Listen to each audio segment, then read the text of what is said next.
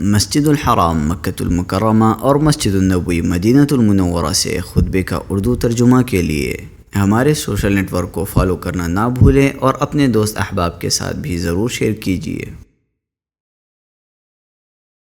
خطبہ عید الاضحیٰ مسجد الحرام، تاریخ 10 ذو الحجہ 1447 ہجری بمطابق 27 مئی 2026 عیسوی۔ موضوع ابراہیم علیہ السلام اور عید قرباں کا پیغام۔ خطیب فضیلۃ الشیخ بندر بلیلہ حفظہ اللہ، ترجمہ ثناء اللہ صادق تیمی۔ ہر قسم کی تعریف اللہ کے لیے ہے۔ اس نے ہمارے لیے دین کو مکمل کیا اور ہم پر نعمت تمام کی۔ ہم اس پاک ذات کی حمد بیان کرتے ہیں اور اس کا شکر بجا لاتے ہیں۔ وہ فضل و احسان والا ہے، اور میں گواہی دیتا ہوں کہ اللہ کے سوا کوئی معبود برحق نہیں، وہ اکیلا ہے، اس کا کوئی شریک نہیں۔ اس نے ہمیں سید الانبیاء کے ذریعہ عزت بخشی، جن کی بدولت ہم خیر امت ہوئے، اور میں گواہی دیتا ہوں کہ محمد اللہ کے بندے اور اس کے رسول ہیں۔ اللہ تعالیٰ نے آپ کو جہانوں کے لیے رحمت بنا کر بھیجا۔ آپ نے ہم پر اللہ کی آیتیں تلاوت کی اور ہمیں کتاب و حکمت کی تعلیم دی۔ درود و سلام اور برکت نازل ہوں آپ پر، آپ کی پاکیزہ آل پر، اور آپ کے تمام مکارم سے لیس صحابہ پر۔ اما بعد، اللہ اکبر، اللہ اکبر، اللہ اکبر، اللہ اکبر، اللہ اکبر، اللہ اکبر، اللہ اکبر، اللہ اکبر وللہ الحمد۔ لوگوں، میں تمہیں اور خود کو اللہ کے تقوی کی نصیحت کرتا ہوں۔ اللہ تم پر رحم کرے، اللہ کا تقوی اختیار کرو، اس کی تحلیل و تکبیر بیان کرو۔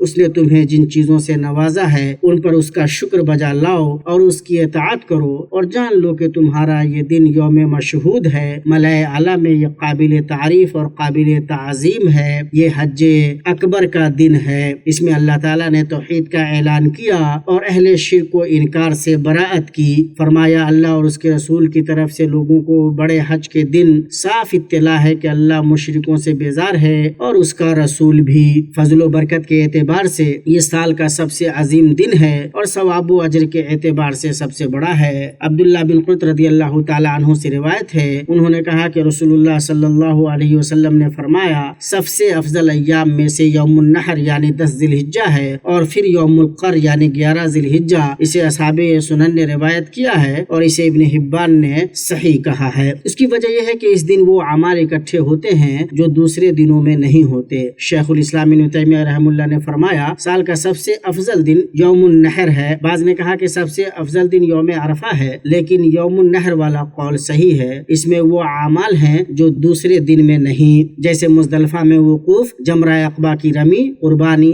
بال منڈوانا اور طواف افاضہ، اور اس دن یہ تمام اعمال انجام دینا افضل ہے۔ یہ سنت سے بھی ثابت ہے اور اس پر علماء کا بھی اتفاق ہے۔ اللہ اکبر، اللہ اکبر، اللہ اکبر، اللہ اکبر، اللہ اکبر، اللہ اکبر وللہ الحمد۔ مسلمانوں، اللہ تعالیٰ نے ابراہیم علیہ السلام کو بڑھاپے میں آہو گریہ زاری و محتاجی، خوشامد و انکسار اور دعا و صبر کے بعد بیٹے سے نوازا۔ اللہ تبارک و تعالیٰ کا فرمان ہے، اللہ کا شکر ہے جس نے مجھے اس بڑھاپے میں اسماعیل و اسحاق علیہ السلام عطا فرمائے۔ کچھ شک نہیں کہ میرا پالنہار اللہ دعاؤں کا سننے والا ہے۔ اے میرے پالنے والے، مجھے نماز کا پابند رکھ اور میری اولاد سے بھی، اے ہمارے رب، میری دعا قبول فرما۔ اے ہمارے پروردگار، مجھے بخش دے اور میرے ماں باپ کو بھی بخش اور دیگر مومنوں کو بھی بخش جس دن حساب ہونے لگے۔ اور بعد اس کے کہ دل بیٹے سے منسلک ہو گیا اور مانوس ہو گیا، بچہ ان کی گود میں جینے لگا اور ایک انسیت پیدا ہو گئی۔ ابراہیم علیہ السلام کو ان کے رب نے آزمایا اور انہیں خواب میں یہ حکم دیا کہ وہ اپنے جگر کے ٹکڑے اسماعیل کو ذبح کریں۔ ابراہیم علیہ السلام نے کسی لیت و لعل اور تردد سے کام نہیں لیا، بلکہ اللہ کے حکم کو قبول کیا اور سر تسلیم خم کیا اور اپنے خالق کا حکم مانا اور فرما برداری کی، اور اپنے بیٹے اسماعیل کو پایا کہ وہ نیک اور فرما بردار ہیں، رب کی اطاعت پر ان کے لیے مددگار و معاون ہیں۔ اللہ تبارک و تعالیٰ کا فرمان ہے، اے میرے رب، مجھے نیک بخت اولاد عطا فرما۔ تو ہم نے اسے ایک بردبار بچے کی بشارت دی۔ پھر جب وہ بچہ اتنی عمر کو پہنچا کہ اس کے ساتھ چلے پھرے تو اس ابراہیم علیہ السلام نے کہا، میرے پیارے بچے، میں خواب میں اپنے آپ کو تجھے ذبح کرتے ہوئے دیکھ رہا ہوں، اب تو بتا کہ تیری کیا رائے ہے؟ بیٹے نے جواب دیا کہ ابا، جو حکم ہے اسے بجا بجا لائیے، انشاءاللہ آپ مجھے صبر کرنے والوں میں سے پائیں گے۔ غرض جب دونوں موتی ہو گئے اور اس نے یعنی باپ نے اس کو یعنی بیٹے کو پیشانی کے بل گرا دیا تو ہم نے آواز دی کہ ابراہیم یقیناً تو نے اپنے خواب کو سچا کر دکھایا، بے شک ہم نیکی کرنے والوں کو اسی طرح جزا دیتے ہیں۔ در حقیقت یہ کھلا امتحان تھا اور ہم نے ایک بڑا ذبیحہ اس کے فدیہ میں دے دیا اور ہم نے ان کا ذکر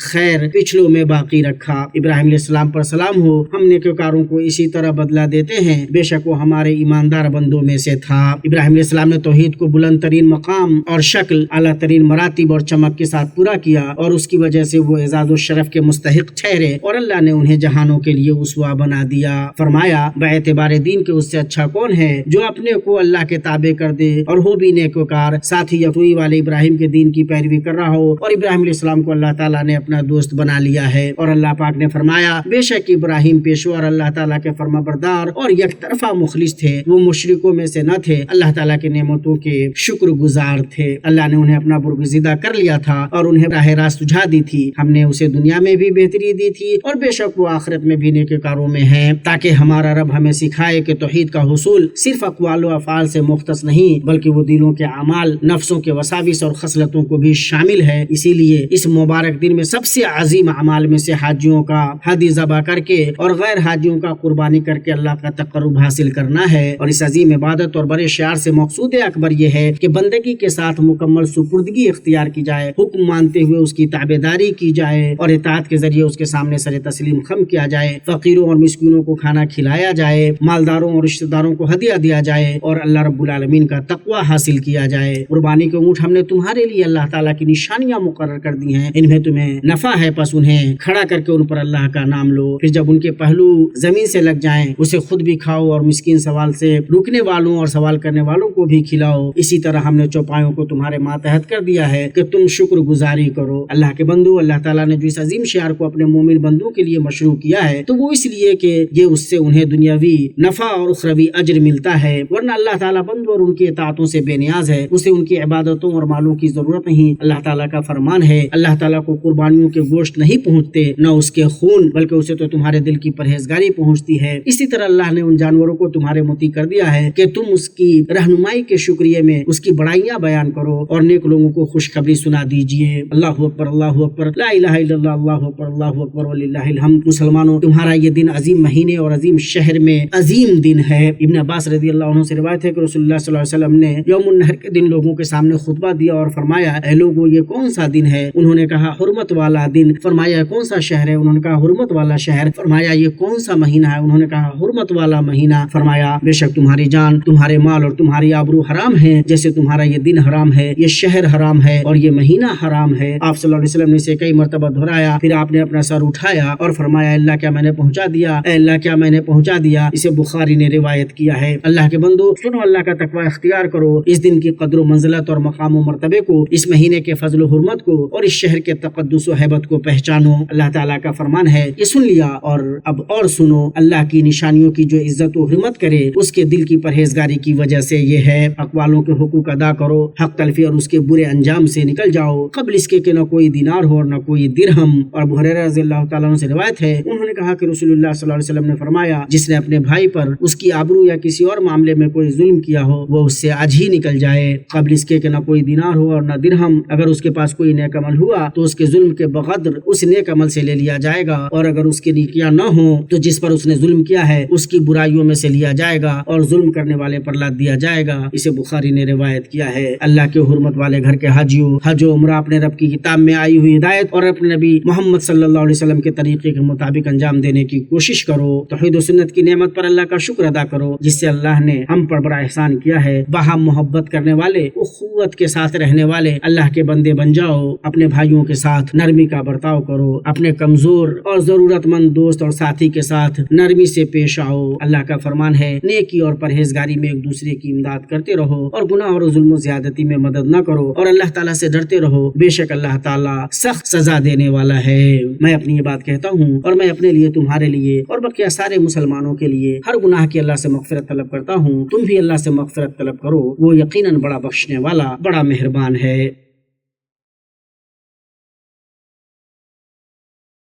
تمام تعریف اللہ کے لیے ہے جو بہت عطا کرنے والا اور نوازنے والا ہے. اس کی نعمتیں گنتی سے باہر ہیں اور اس کے احسان شمار سے پرے ہیں. ہم اللہ سبحانہ کی حمد کرتے ہیں اور اس کا شکر کرتے ہیں. اس نے عیبوں کو چھپا دیا، مصیبتوں کو دور کیا، گناہوں کو معاف فرمایا اور لغزشوں سے درگزر کیا. اور درود و سلام ہو ہمارے نبی محمد پر جو تنگی اور تکلیف میں صبر اور اللہ سے اجر کی امید رکھنے والے تھے اور آسانی اور خوشحالی میں حمد و شکر کرنے والے تھے. اللہ ان پر درود و سلام اور برکت نازل فرمائے اور ان کے نیک اور برگزیدہ آل و اصحاب پر. اما بعد، اللہ اکبر، اللہ اکبر، اللہ اکبر، اللہ اکبر، اللہ اکبر، اللہ اکبر، وللہ الحمد. اللہ کے مقدس گھر کے حاجیوں، آج کے دن تمہارے لیے کئی بہترین اعمال اور عبادتیں جمع ہو گئی ہیں جنہیں تمہارے نبی صلی اللہ علیہ وسلم نے اس ترتیب سے ادا کیا تھا: جمرہ عقبہ کی رمی، بال مونڈنا یا تراشنا، قربانی کرنا، طواف افاضہ. ان میں سے 3 اعمال حاجیوں پر واجب ہیں: جمرہ عقبہ کی رمی، بال مونڈنا یا تراشنا اور طواف افاضہ. بس جو شخص ان میں سے 2 اعمال کر لے وہ تحلل اصغر حاصل کر لیتا ہے اور اس کے لیے سوائے عورتوں کے خوشبو لگانا، سلے ہوئے کپڑے پہننا اور دیگر ممنوعات حلال ہو جاتی ہیں. اور جو شخص یہ تینوں اعمال مکمل کر لے وہ تحلل اکبر حاصل کر لیتا ہے. اس کے لیے ہر چیز حلال ہو جاتی ہے، حتیٰ کہ عورتیں بھی. ان 3 اعمال میں قربانی شامل نہیں، کیونکہ قربانی صرف تمتع اور قران کرنے والے حاجیوں پر واجب ہے جو بیرونی علاقے سے آئے ہوں. مکہ کے رہنے والوں پر نہ افراد کی صورت میں قربانی واجب ہے اور نہ ہی تمتع یا قران کی صورت میں. بس تم میں سے جو شخص اس ترتیب کے مطابق اعمال ادا کر سکے تو یہ بہت اچھی بات ہے، اور جو ایسا نہ کر سکے اور کچھ اعمال آگے پیچھے کر دے تو اس پر کوئی گناہ نہیں. عبداللہ ابن عمر ابن عباس رضی اللہ تعالی عنہ سے روایت ہے کہ حجۃ الوداع کے موقع پر مینا میں لوگ رسول اللہ صلی اللہ علیہ وسلم سے سوال کر رہے تھے. ایک شخص آیا اور اس نے کہا: اے اللہ کے رسول، مجھے پتہ نہ تھا، میں نے قربانی سے پہلے حلق کر لیا. آپ صلی اللہ علیہ وسلم نے فرمایا: قربانی کر لو، کوئی حرج نہیں. پھر دوسرا شخص آیا اور اس نے کہا: اللہ کے رسول، مجھے پتہ نہ تھا، میں نے رمی سے پہلے قربانی کر لی. آپ صلی اللہ علیہ وسلم نے فرمایا: رمی کر لو، کوئی حرج نہیں. راوی کہتے ہیں رسول اللہ صلی اللہ علیہ وسلم سے جس بھی عمل کے آگے پیچھے ہونے کے بارے میں پوچھا گیا، آپ صلی اللہ علیہ وسلم نے یہی فرمایا: کر لو، کوئی حرج نہیں. متفق علیہ. اللہ اکبر، اللہ اکبر، اللہ اکبر، اللہ اکبر، لا الہ الا اللہ، اللہ اکبر، اللہ اکبر، وللہ الحمد. اللہ کے بندو، آج کا دن عید کا دن ہے اور اس کے بعد ایام تشریق ہیں جو کھانے پینے اور اللہ کا ذکر کرنے کے دن ہیں. جیسا کہ تمہارے نبی صلی اللہ علیہ وسلم نے فرمایا، بس اپنی عید پر خوشی مناؤ، کھاؤ پیو اور فضول خرچی نہ کرو. جس شخص کو قربانی میسر ہو وہ قربانی کرے، اور بیرونی علاقوں سے آنے والوں میں سے جسے قربانی میسر نہ ہو تو وہ مکہ میں 3 دن روزے رکھے اور اپنے گھر لوٹنے کے بعد 7 روزے. جیسا کہ اللہ تبارک و تعالیٰ نے فرمایا: جو شخص عمرے سے لے کر حج تک تمتع کرے بس اسے قربانی میسر ہو اسے کر ڈالے. جسے طاقت ہی نہ ہو تو وہ 3 روزے تو حج کے دنوں میں رکھ لے اور 7 واپسی میں، یہ پورے 10 ہو گئے. یہ حکم ان کے لیے ہے جو مسجد حرام کے رہنے والے نہ ہوں. اور ایام تشریق میں روزہ رکھنا صرف اسی شخص کے لیے مشروع ہے جسے قربانی میسر نہ ہو. اور اپنے غریب، محتاج، کمزور اور مصیبت زدہ بھائیوں کو نہ بھولو، ان پر صدقہ کرو، ان کے دلوں میں خوشی داخل کرو اور ان کے بچوں کے چہروں پر مسکراہٹ لاؤ. یہ سب کام ان سرکاری ذرائع کے ذریعے کرو جو مملکت اللہ اس کی عزت و امن کو قائم رکھے نے مہیا کیے ہیں. اپنے رشتہ داروں کا خیال رکھو، صلہ رحمی کرو اور بھلائی کے کام کرتے رہو تاکہ تم پر رحم کیا جائے. اللہ ہم سے اور آپ سے نیک اعمال قبول فرمائے اور اس دن کو ہم پر، آپ پر اور پوری امت مسلمہ پر خیر و برکات، خوشیوں اور سعادتوں کے ساتھ دوبارہ لوٹائے. ایسے حال میں کہ امت امن و امان میں ہو، سلامتی اور اسلام پر قائم ہو، عزت، فضل اور کشادگی رزق سے بہرہ مند ہو. اے اللہ حاجیوں کا حج قبول فرما. اے اللہ حاجیوں کا حج قبول فرما، ان کے گناہوں کو معاف فرما، ان کے معاملات آسان فرما اور افضل و بہتر حالت میں انہیں مناسک ادا کرنے میں ان کی مدد کر. اے رب العالمین، اے اللہ ہر حاجی کو اس کی مانگی مراد عطا فرما اور اسے ان امیدوں تک پہنچا جو تجھے پسند ہو اپنی رحمت سے، اے ارحم الراحمین. پھر اللہ کی بہترین مخلوق محمد بن عبداللہ پر درود و سلام بھیجو. تمہارے رب نے تمہیں اس کا حکم دیا ہے، چنانچہ اس نے فرمایا: بے شک اللہ اور اس کے فرشتے نبی اور درود بھیجتے ہیں. اے ایمان والو، تم بھی ان پر درود بھیجو اور خوب سلام بھی پڑھتے رہا کرو. اے اللہ اپنے بندے اور رسول ہمارے نبی محمد پر درود و سلام اور برکت نازل فرما. اور اے اللہ تمام صحابہ کرام سے راضی ہو جا، تابعین سے اور قیامت تک نیکی کے ساتھ ان کی پیروی کرنے والوں سے. اے اللہ اسلام اور مسلمانوں کو سر بلند کر دین کے قلعہ کی حفاظت فرما اور اپنے موحد بندوں کی مدد فرما۔ اے اللہ مسلمانوں میں جو غم زدہ ہیں ان کے غم دور فرما، جو مصیبتوں میں گھرے ہیں ان کی تکلیفیں دور فرما، جو مقروض ہیں ان کے قرض ادا فرما، اور ہمارے بیماروں اور تمام مسلمانوں کے بیماروں کو شفا عطا فرما۔ اے اللہ ہمارے وطنوں کو امن عطا فرما، ہمارے ائمہ اور حکمرانوں کی اصلاح فرما، اور ہمارے امام اور سربراہ کی حق توفیق اور درستی کے ساتھ مدد فرما۔ اے اللہ ان کی عمر، صحت، عافیت اور بھرپور نعمتوں کے ساتھ دراز فرما، اور انہیں اور ان کے امین ولی عہد کو ان کاموں کی توفیق دو جو اسلام اور مسلمانوں کے لیے عزت اور سر بلندی کا باعث ہو۔ اے اللہ ہماری سرحدوں اور چوکیوں پر پہرا دینے والے سپاہیوں کی حفاظت فرما۔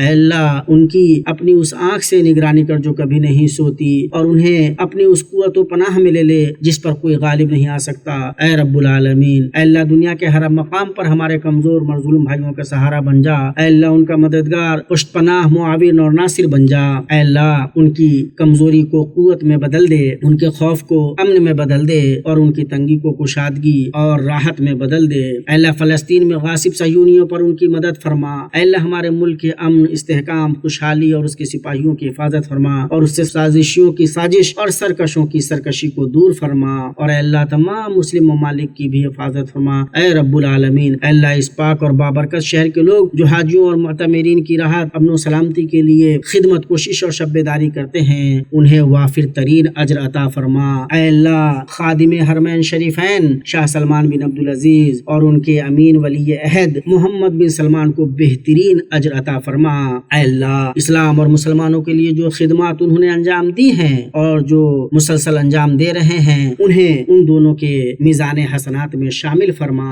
اے رب العالمین اے اللہ ہمارے بابرکت سیکورٹی اہلکاروں اور مختلف میدانوں میں کام کرنے والے تمام کارکنوں کو بہتر بدلہ دے۔ اے اکرم المکرمین اے ہمارے رب ہمیں دنیا میں بھلائی عطا فرما اور آخرت میں بھی بھلائی عطا فرما، اور ہمیں آگ کے عذاب سے بچا۔ سبحان ربک رب العزت عما یصفون وسلام علی المرسلین والحمد للہ رب العالمین۔